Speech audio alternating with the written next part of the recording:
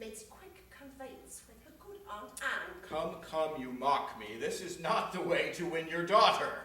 There is no other way, unless thou could put on some other shape, and not be Richard that hath done all this. Say that I did all this for love of her. Nay, then indeed she cannot choose but hate thee.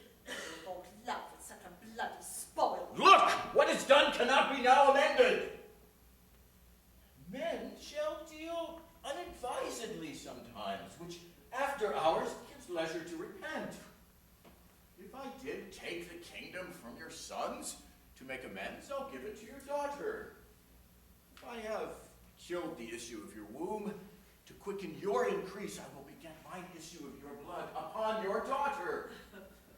A grandam's name is little less in love than is the doting title of a mother. They are as children, but one step below, even of your metal, of your very blood.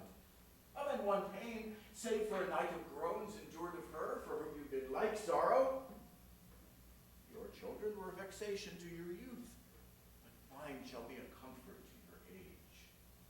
The loss you have is but a son being king, and by that loss your daughter is made queen. I cannot make you what amends I would, therefore accept such kindness as I can. Dorset, your son, with a fearful soul leads discontented steps in foreign soil. This fair alliance quickly shall call home to high promotions and great dignity. The king that calls your beauteous daughter wife, familiarly shall call thy Dorset brother. Again shall you be mother to a king, and all the ruins of distressful times repaired with double riches of content. But we have many goodly days to see. The liquid drops of tears that you have shed shall come again, transformed to orient pearl, advantaging their love with interest of 10 times double gain of happiness.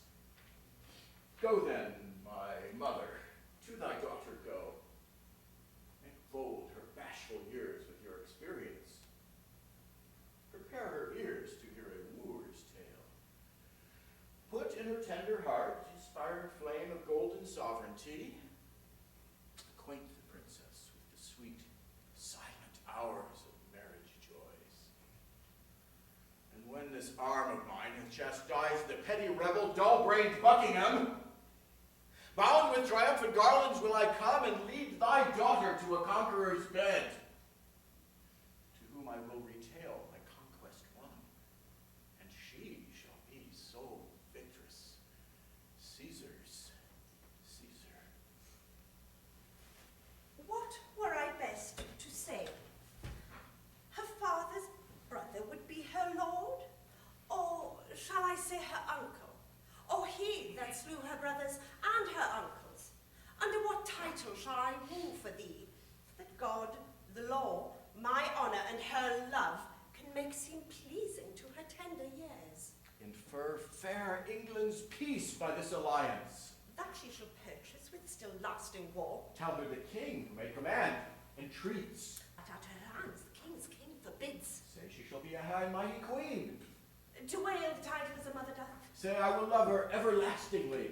But how long shall that title ever last? Sweetly enforce unto her fair life's end. But how long fairly will her sweet life last? As long as heaven and nature lengthens it. As long as Helen Rickford likes of it. Say I her king and her subject low. But she, your subject, loathes such sovereignty. Be eloquent in my behalf to her. An honest tale speaks best being plainly told. Then plainly to her tell my loving tale. Plain and not honest is too harsh a style. Your reasons are too shallow and too quick. Oh no, my reasons are too deep and dead. Too deep and dead.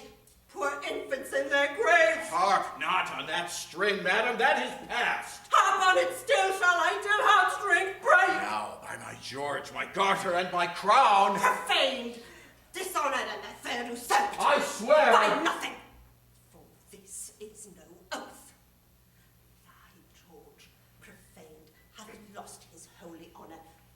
The garter, profound, blemished, pawned his knightly virtue. The crown, usurped, disgraced his kingly glory.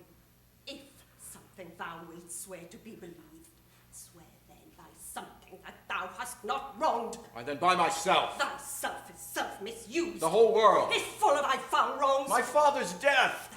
Thy life hath that dishonoured. Why then by God. God's wrong is most of all. If thou didst fear to break an oath by him, the unity my husband the king made, thou hadst not broken nor my brothers died.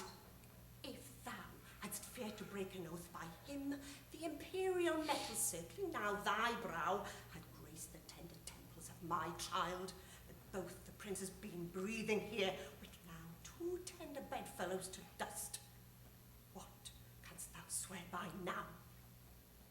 The time to come. That thou hast wronged in the time o'erpast.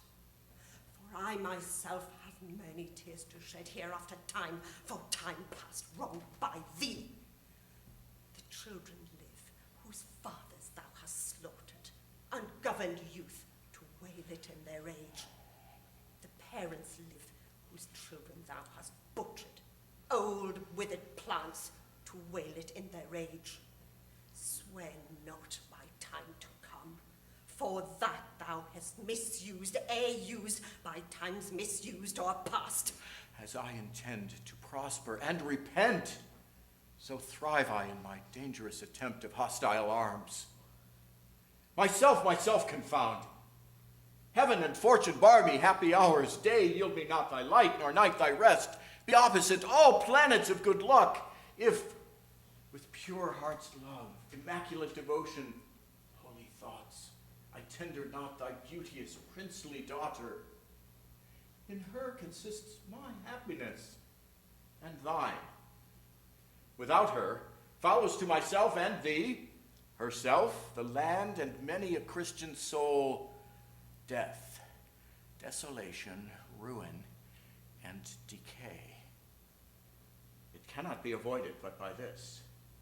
It will not be avoided but by this. Therefore, dear mother, I must call you so, be the attorney of my love to her. Plead what I will be, not what I have been, not my deserts, but what I will deserve. Urge the necessity and state of times, and be not peevish, fond, in great designs. Shall I be tempted of the devil thus? Aye, if the devil tempt you to do good. Shall I forget myself to be myself? Aye, if your self's remembrance wrong yourself. But thou didst kill my children. But in your daughter's womb I bury them, where, in that nest of spicery, they shall breed selves of themselves to your recomforture. Shall I go win my daughter to thy will? And be a happy mother by the deed. I go. Write to me very shortly, and you shall understand from me her mind. Bear her my true love's kiss. And so, farewell, relenting fool, and shallow, changing woman!